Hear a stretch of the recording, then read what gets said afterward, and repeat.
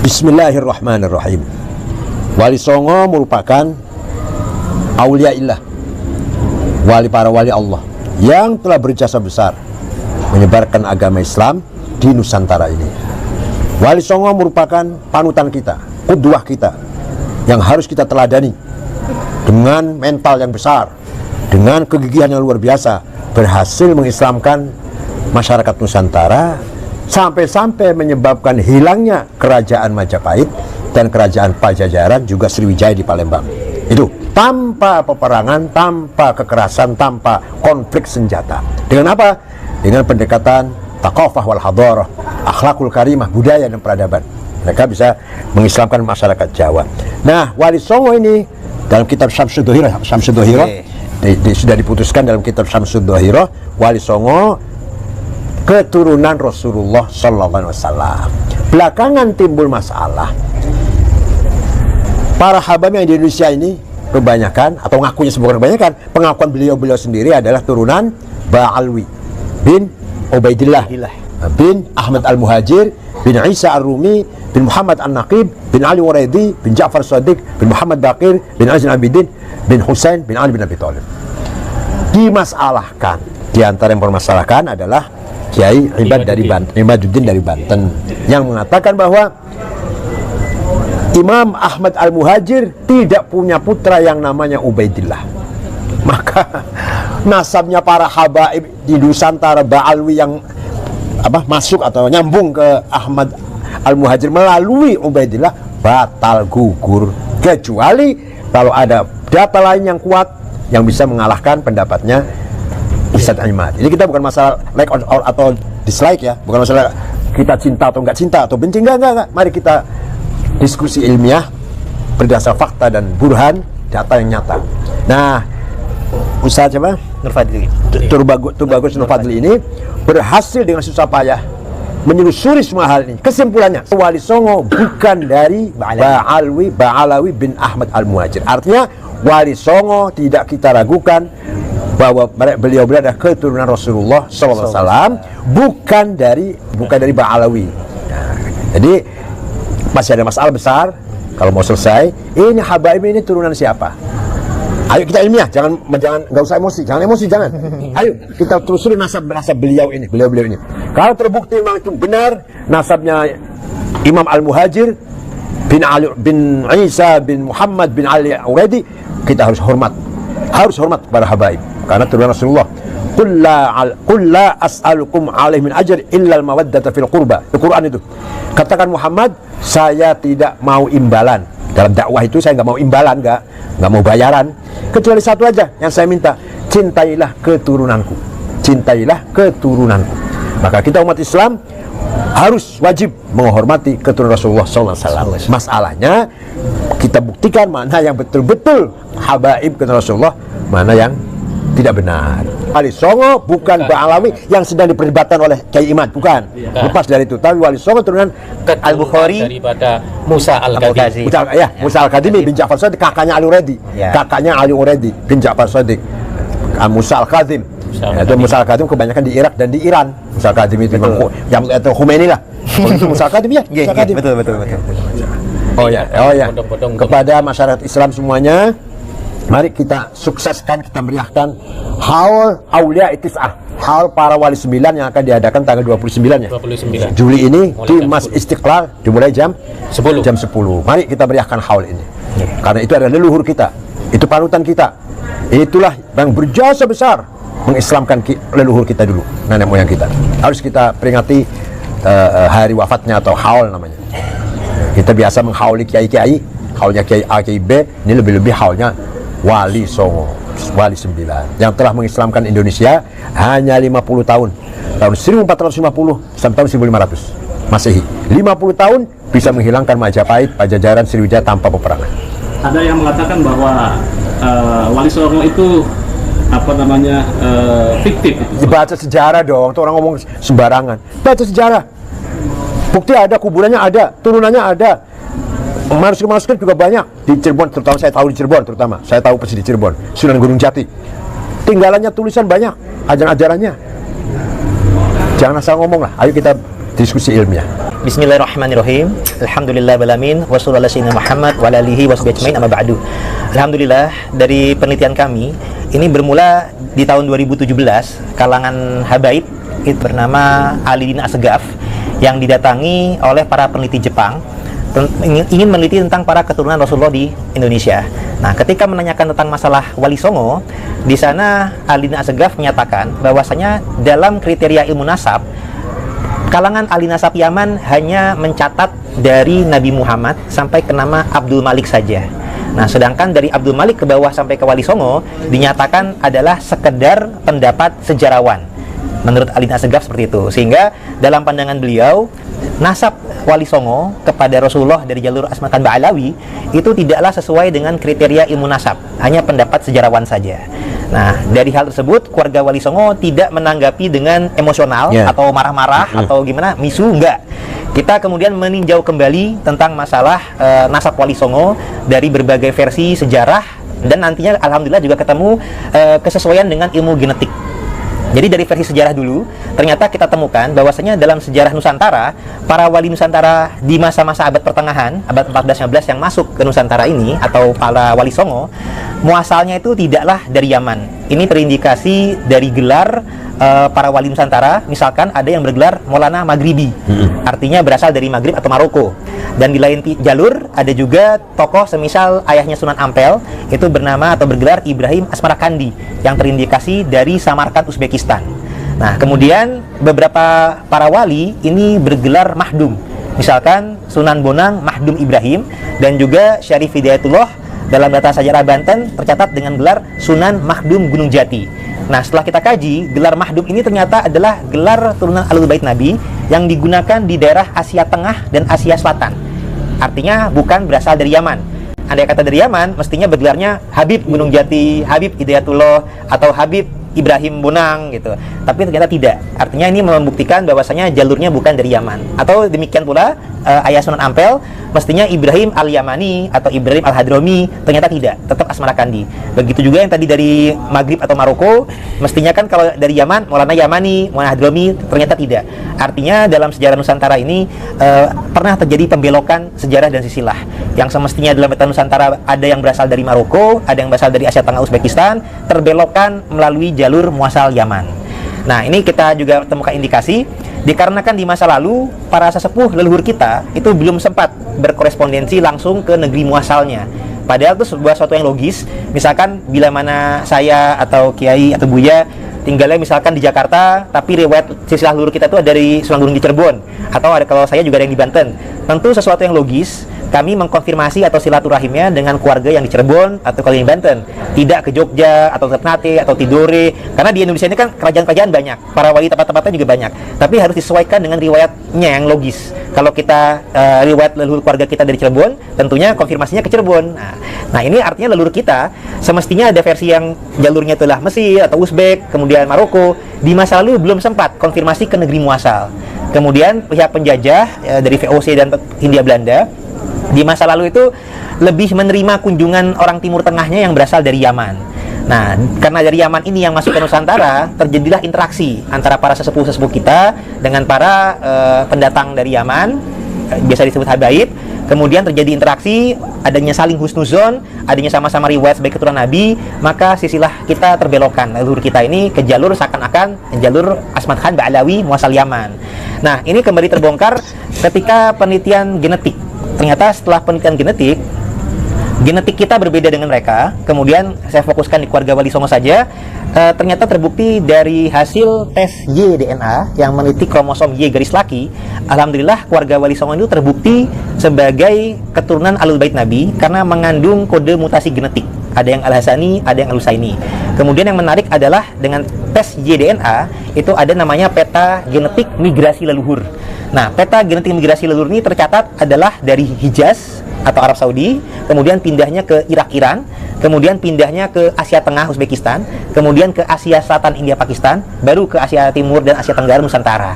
Sama sekali tidak melalui Yaman. Andai kata melalui Yaman, versi Wali Songo sebagai keturunan Yaman itu tercatat ada versi 9 leluhur yang ada di turun-temurun di Yaman, ternyata tidak terdeteksi.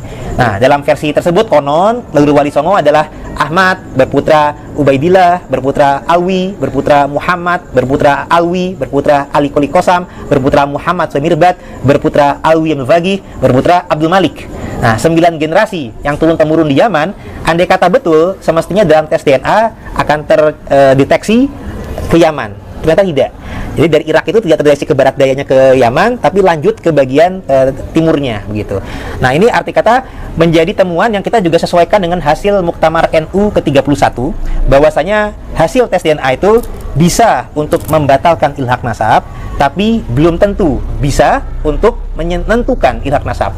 Tapi untuk membatalkannya bisa.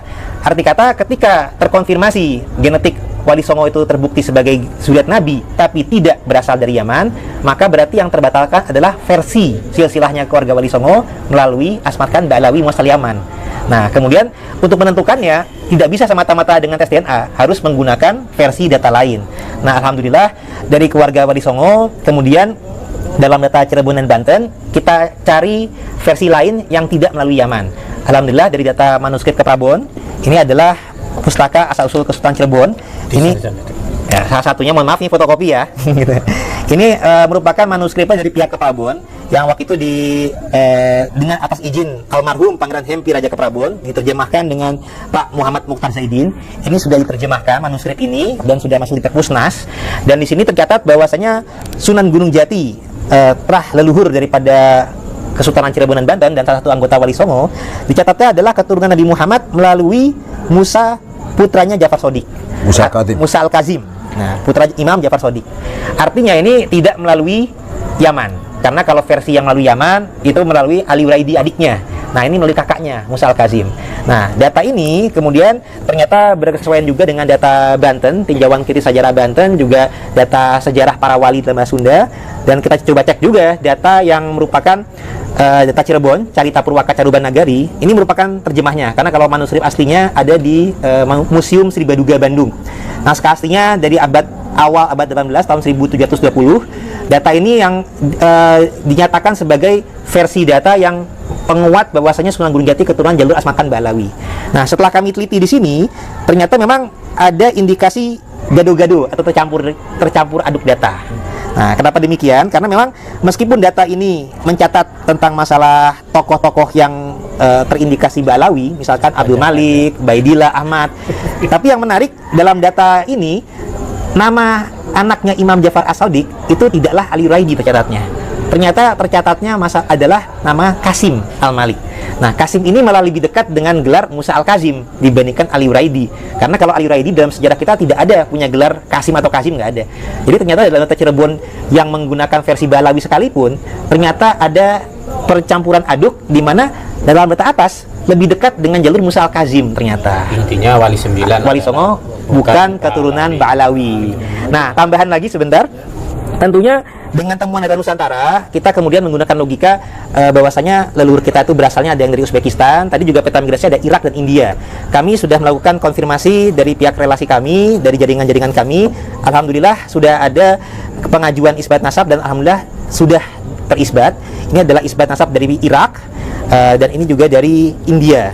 Ternyata bahwasanya Wali Songo sudah resmi memang, terutama Sunan Gunung Jati, bukan keturunan Ba'alawi Yaman, tapi dari jalur Al-Bukhari, Al-Kazimi, Al-Husaini. Nah, tentang Asmat Khan itu juga ada indikasi kesesuaian, karena memang dari India tadi, tapi Asmat Khannya bukan pada Abdul Malik Ba'alawi, tapi pada tokoh leluhur yang bernama Hussein Jalaluddin Al-Bukhari, yang pindah dari Uzbekistan ke India atau Pakistan. Nah, kemudian ada riwayat juga menjadi menantunya Kubilai Khan, sehingga mendapat gelar tersebut. Tapi gelar tersebut tidak dijadikan kebiasaan menjadi nama marga, karena di sana pun juga kita disebutnya tetap dengan gelar atau marga Al-Bukhari, Al-Kazimi, Al-Husaini. Nah, ini juga yang sudah kami latinkan dan sudah kami hadiahkan juga kepada Buya. Nah, ini adalah silsilah Sunan Gunung Jati yang versi Al-Kazimi, Al-Husaini. Nah, mungkin bisa diperlihatkan juga, Bu ya. Ini juga hal seperti ini juga sudah kami sampaikan juga kepada Kiai Wapres, Kiai Maruf Amin, dan beliau juga akhir Mei lalu, dan beliau juga sudah di bulan Juni kunjungan ke Uzbekistan. Alhamdulillah di sana pun pihak Munsif dan Sejarah Uzbekistan pun juga mengakui, dan ketika adik ipar Ki Wapres wafat, beliau juga sudah menyampaikan langsung kepada keluarga di Tanara, Banten, bahwasanya leluhur beliau atau luar keluarga besar Cirebonan, Banten, Gunung Jati, tidaklah berasal dari Ba'alawi Yaman, tapi dari Uzbekistan, jalur Al-Bukhari, Al-Kazimi, Al-Husaini. Mungkin demikian dari kami. Assalamualaikum warahmatullahi wabarakatuh. Ya, ini namanya juga masih dalam rangka penelitian. Belum bisa kita 100% kita putuskan. Hanya ini kan Tuh Bagus ini berusaha, berjuang berusaha mengambil kesimpulan lah dari dirosahnya, dari analisisnya, yang tadi kesimpulannya bahwa Wali Songo bukan dari Ba'alawi, muasal Yaman. Kalau beliau ini sudah membawa data-data dan masih ada orang yang tidak sependapat, silahkan didebat dengan ilmiah, dengan data yang valid juga. Jadi mari kita dengan kepala dingin menanggapi semuanya, dengan kepala dingin, jangan emosi, tidak usah emosi. Ini kepentingannya adalah kebenaran sejarah. Jadi sejarah yang kita miliki, kita banggakan harus benar, harus benar. Ya, sudah barang tentu membutuhkan riset yang dalam, usaha yang maksimal agar sampai kepada tujuan. Itu memurnikan sejarah. Oh ya, jelas dong bahwa turunan Rasulullah tidak mungkin murtad, tidak mungkin keluar dari agama Islam, walaupun misalkan nggak sholat, misalkan nggak sholat atau nggak soleh lah, bukan orang soleh, tapi tetap saja orang Islam. Tidak akan ada turunan Rasulullah yang murtad.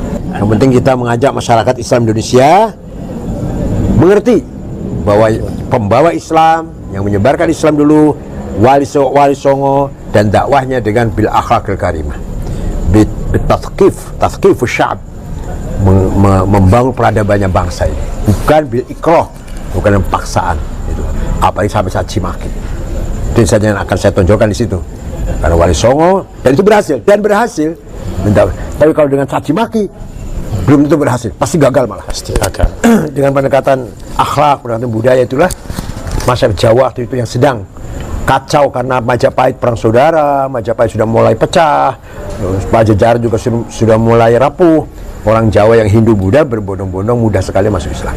Sedikit tambahan, bahwasanya data yang sudah kami lontorkan ini mungkin saya bacakan juga atau saya sebutkan, bahwasanya nasab daripada Syarif Hidayatullah Sunan Mahdum Gunung Jati itu adalah bin Syarif Abdullah bin Ali Nurul Alam bin Jamuddin Akbar Al-Husaini bin Mahdum Nasiruddin bin Jalaluddin Hussein, kemudian bin Ahmad Kabir bin Hussein Jalaluddin bin Ali bin Ja'far bin Muhammad bin Mahmud bin Ahmad bin Abdullah bin Ali Al-Asqar bin Ja'far Az-Zaki bin Imam Ali Al-Hadi An-Naqi bin Imam Muhammad Al-Jawad bin Imam Ali Ar-Ridho bin Imam Musa Al-Kazim bin Imam Ja'far As-Sodiq bin Imam Muhammad Al-Bagir bin Imam Ali Zainal Abidin bin Imam Hussein bin Imam Ali bin Abi Thalib yang menikah dengan Sayyidah Fatimah Zahra binti Rasulullah Muhammad sallallahu alaihi wasallam. Nah, data ini sebagaimana tadi kami sebutkan merupakan kolaborasi dan kolaborasi serta hasil isbat nasab dari Nakib Internasional yang sesuai dengan manuskrip Nusantara yang versi lain dari jalur Yaman yang sesuai dengan hasil tes genetik.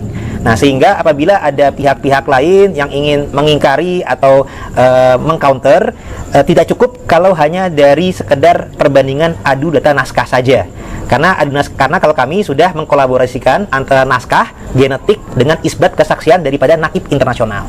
Nah, kalau menggunakan data naskah saja, misalkan ada yang merasa, oh ini datanya kalah tua, ada data yang lebih tua lagi. Nah, data yang lebih tua, kalau tidak sesuai dengan peta atau hasil genetik, maka sama saja tidak bisa kita terima. Jadi apa yang disebut sebagai data primer dalam ilmu sejarah ini berbeda dengan data primer ilmu nasab. Dalam data primer ilmu nasab harus bersesuaian dengan hasil genetik juga. Di masa sekarang Allah sudah membuka kajian ilmu genetik, di mana ternyata ini dari tahun 2012 juga sudah ada penelitian di Timur Tengah.